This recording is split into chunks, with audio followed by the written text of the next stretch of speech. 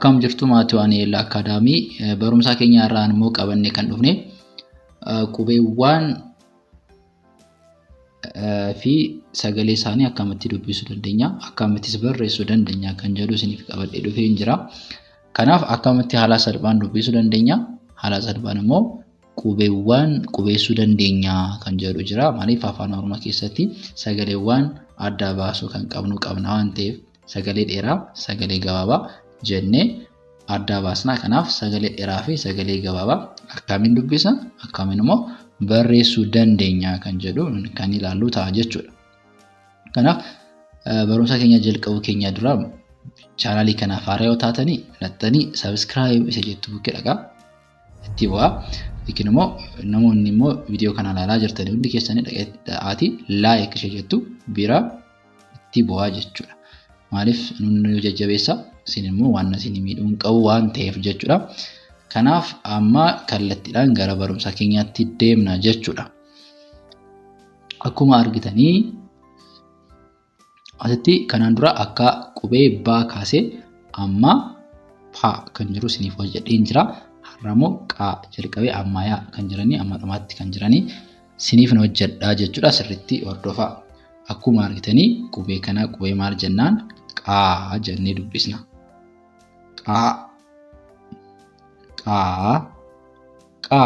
jenna jechuudha.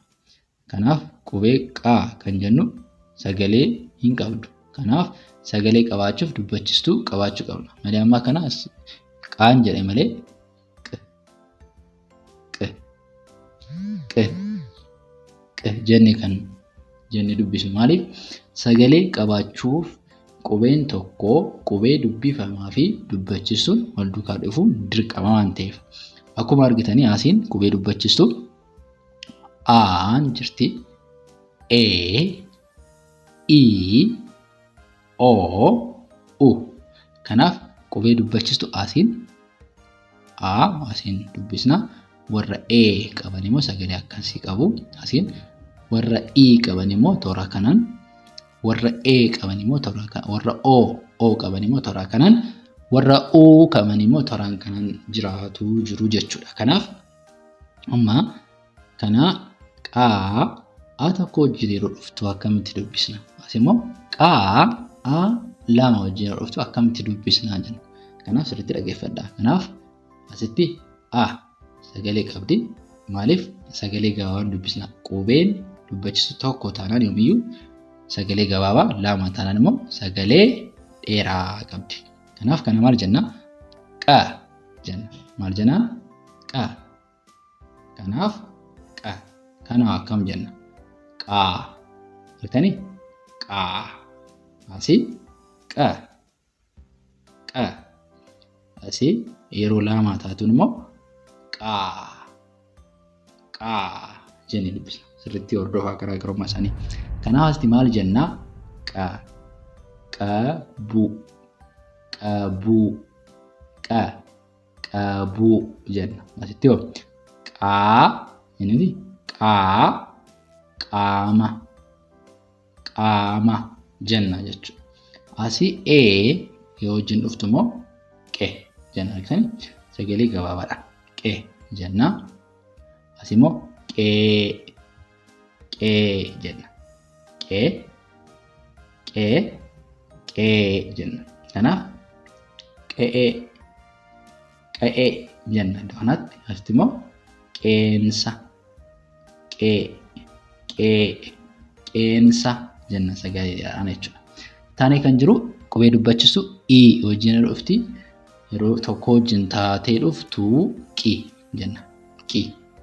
Asii immoo lama yeroo taatu immoo qii jenna. Kanaaf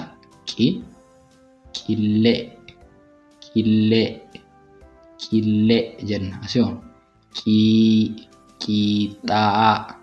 qiixaa jennee dubbisna jechuudha. As immoo o tokko sagalee gabaabaa qo jenna. As immoo sagalee dheeraa o lama wajjin dhufti, sagalee dheeraa qabdi. Qoo jenna. Kanaaf qonna jenna.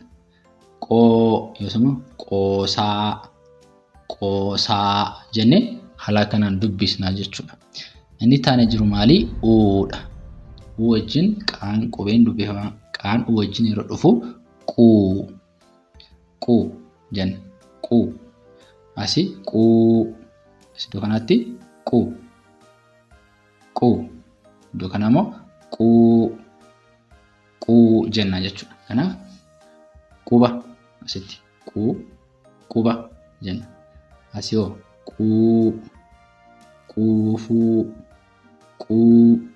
quufuu jennee ni dubbisnaa jechuudha. Qubeen dubbifamaa itti aanee jiru immoo raa.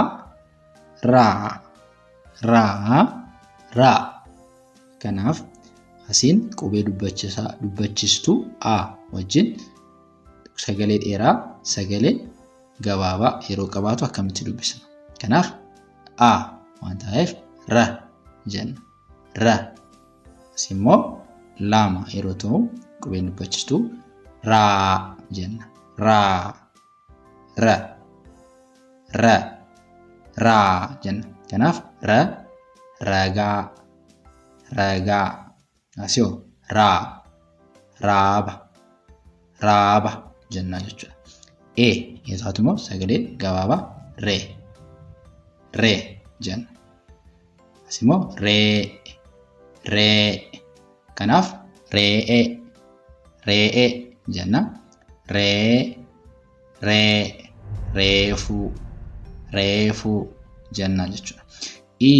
Yoo wajjin yeroo dhuftu rii. Maal jenna? Rii. Kanaaf sagalee dheeraa yeroo qabaattu immoo rii. Kanaaf riiga jenna. Asii immoo riidama jenna jechuudha. Asii immoo roo jenna. Sagalee gabaabaa roo jennee dubbisna. Iddoo kanaa immoo roo jennee kan dubbisnu ta'a jechuudha. Kanaaf asitti rooga jenna. Maaliif sagalee gabaabaa? Asii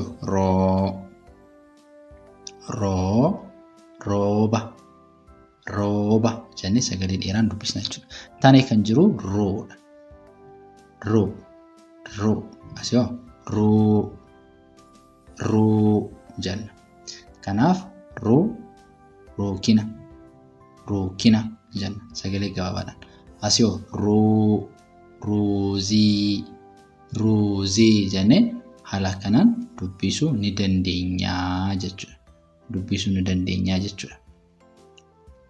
Taanee kan jiru maali? Qubee dubbifamaa saa.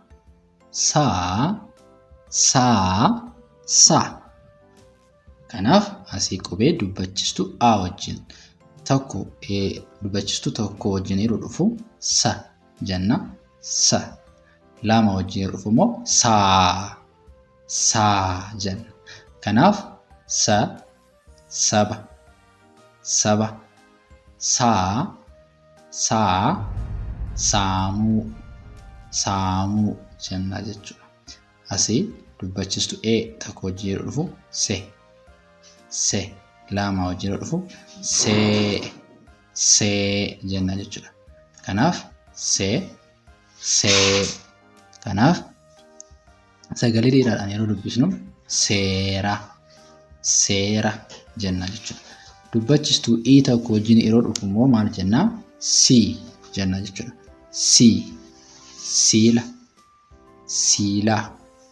Siilaa jenna. Dubbachistuu lama wajjin immoo ni dheerata. Kanaaf siida jenna jechuudha. Inni taane jiru maali? Qubee dubbachistuu tokko yeroo ta'u sagalee gabaabaa qabaa jennee soo jenna. Taanee kan jiru sooba jenna. Taanee kan jiru immoo soofa jenna jechuudha. Taanee kan jiru qubee dubbachistuu wajjin isaan yeroo dhufu sagalee gabaabaa su jenna. Sagalee dheeraa suu jenna jechuudha. Kanaaf suphee jenna.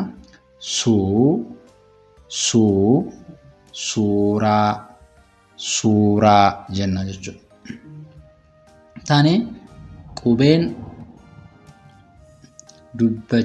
dubbifamaa kan jiru taadha. Taa.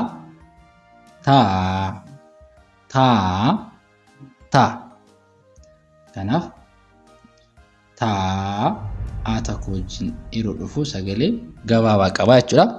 Taa jenna. Taa dubbachistuu lama wajjin yeroo dhufu immoo taa jennee dubbisna jechuudha. Kanaaf kana yeroo dubbisnu akkamitti dubbisna? Ta'a jenna. Kanaaf taatee jennee dubbisna. Kanaaf immoo taa'ee tokko wajjin yeroo dhufu sagalee gabaabaa qaba. Kanaaf tee jenna. Jenna. Yeroo qubee dubbachistuu lama wajjin yeroo dhufu immoo tee jenna jechuudha. Kanaaf teessoo jenna jechuudha.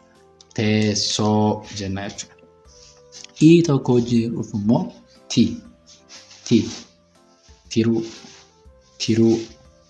tiruu jenna. Yeroo dubbachistuu lama wajjin yeroo dhufu immoo sagalee dheeraa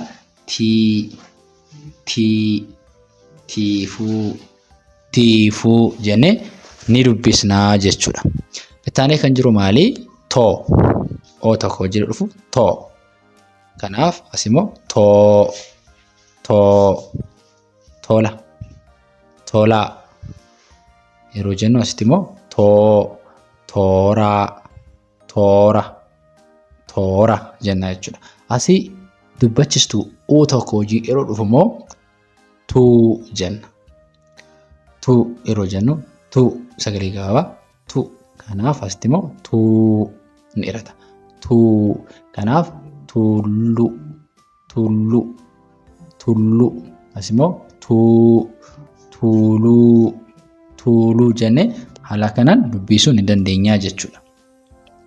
Taaneen qubeen dubbifamaan jiru yaadha.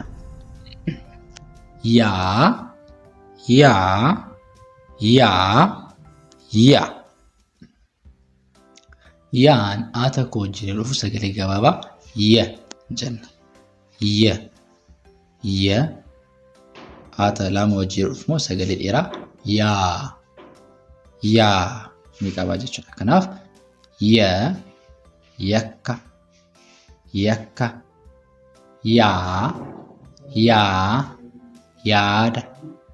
yaada jenna jechuudha.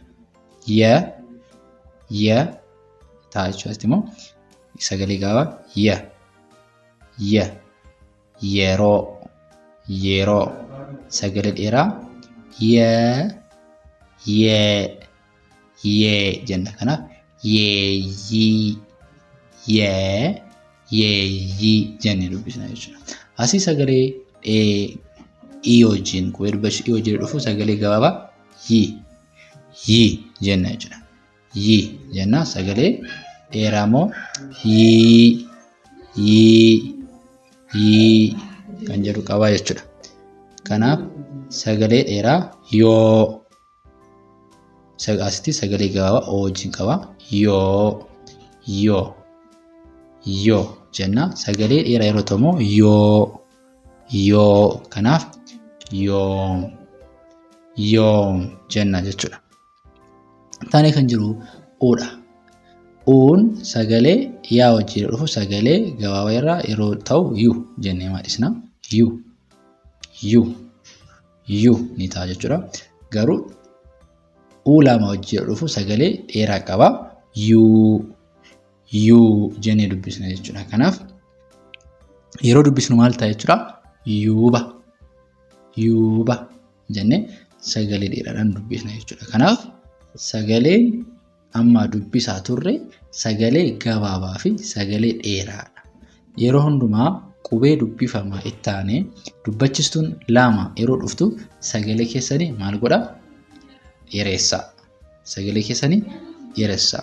Tokko taatee dhufte immoo qubeen dubbachistuun tokko taatee dhufte sagalee keessanii gabaabsaatii dubbisaa. Haala kanaan baruun ni danda'ama. Yeroo barreessitan illee haaluma kanaan shaakaluu qabdani. Yeroo dubbattanii sagalee dheeraadhaa moo gabaabaa jettanii haala kanaan hubachuudhaan dubbisuu ni dandeessu jechuudha. Kanaaf matti immoo namoonni karaa keessoon barachuu dandeessan barbaadanii jalqabaa kaasee amma barreessuu dubbisuu dandeessanitti afaan Oromoo duwwaa osoo hin ta'in Ingiliffaallee Amaaraffaallee akkasumas herregaa dabalatee barachuu barbaadan bilbilli keenya viidiyoo kana jala jira. Bilbiltanii galmooftanii barachuu ni dandeessu jechuudha. Barumsa keenya har'aa kan fakkaata. Barumsa kan biraan amma walitti deebinutti nagaan tura.